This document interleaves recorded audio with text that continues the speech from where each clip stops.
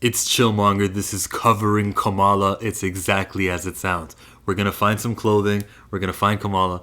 This is going to be the Ms. Marvel go-to hub of information for everyone anticipating her Disney+.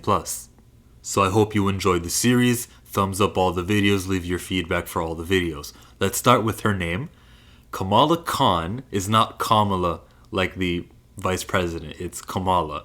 And she happens to be a Pakistani American. If you call it Pakistan with a P, it's wrong. It sounds like the B sound. And this is Miss Marvel. This is Mrs. Marvel. This is Mr. Marvel. There's Dr. Marvel. Her name is Ms. Marvel. It sounds like Ms. when you say MS period. Miss Marvel. Ms. Marvel. Miss Marvel. Ms. Marvel. Okay? Gotta get that out the way. So if you hear Miss Marvel, then that's what this word means. Okay. I'm sure everyone will get it and stop calling her Miss Marvel from now on. I'm sure that'll happen. The book opens with issue number 1. It's her, and you see every single one of her main characters. It's Bruno, it's Nakia, it's Zoe, and a soon-to-be villain, Josh, or Discord. He's in a relationship with Zoe, who actually is going to come out in future comic book because she has a thing for Nakia.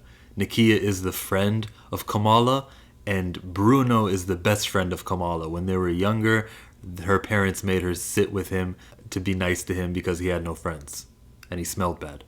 Bruno hates Zoe, Kamala thinks she's nice, and Nakia sees she's only being nice to be mean to her. Kamala goes home, she's a big nerd, you guys probably know this. She has her Avengers fanfiction. She loves Captain Marvel, who used to be in Marvel Comics Ms. Marvel. Like if I open my Marvel Unlimited, guys, and we put in Ms. Marvel, you'll see all of these volumes of Ms. Marvel. That's when Carol Danvers was that character. And then around 2014, the name transfers over to Kamala in this very story we're covering right now. That's why she's Ms. Marvel for these comic books. At home, Kamala is a rare superhero who still has both her parents. There's her mom, there's her dad. She's also got her brother, who practices the religion of Islam. Well, they're all Muslim, but like, his dad thinks it's just a big fad. I think you're trying to avoid getting a job, son, type thing. Kamala legit asks her parents if she can go to a party. They flip out, because that's a stupid thing to do. Kids, you just do it, you don't ask. I mean, listen to your parents, don't be like Kamala who sneaks out and goes to the party. Music is booming, it's boom, shaka shaka boom, it says. Boom, shaka shaka boom. Kamala's there for like 2 comic book pages and experiences everything that high school offers. There's the peer pressure, there's the bullying, there's all of that. And her best friend sees her there. She runs off. Now, something important is happening in the Marvel Universe. There is something called a Terrigen Mist, which is what gives Inhumans their power. Inhumans are far descendants of the Kree Empire. We saw them in the Captain Marvel movie. Ronan from the Guardians of the Galaxy, he was a Kree, those blue people, but they also come in different colors. So, Kamala has Kree ancestry, or Inhuman DNA, I should say. When she breathes this in, she goes, what was inside that drink? What's happening? She's hallucinating. She's seeing her favorite superheroes, and she gets her powers. She is a polymorph, and this is the beginning of the superhero, Ms. Marvel. Kamala punches herself out of the cocoon, but she's not Kamala anymore. She has blonde hair. She resembles very strongly Carol Danvers. This comic book series covers identity, and this is a very huge point that I want to hammer home. The character is doing something really stupid. She's visualizing superheroes with a color in mind. Right? You gotta be white to be a superhero. Blonde hair is a trait of a superhero. So when she becomes this, that's like what her image is. She's her likeness. And that's fucked. You kids, believe in yourself, whether you're white, black, or anything. Superheroes are a diverse, you know what I mean, crop of people. It's got nothing to do with the way you look. It's what you do with it. So that's what they're tackling here when they show you this weak-minded 16-year-old perspective. No, I said perception, right? I got the right word there. It's not precipitation, that's rain. Okay, so that point is hammered home, right? It's very poor of a human to think less of themselves because of their skin color or country they're from, blah, blah, blah. So Kamala wanders off. She's changing back into her normal form. Doesn't really understand what's happening, but she can see the helicopters. There's some superheroes on site. Hopefully, Captain Marvel is one of them. And she finds herself here on this dock. Her two teenage former friend bullies are down there too. Josh wants to dance with her. Zoe's, I'm gonna tip over, tips over, falls down. Can't swim.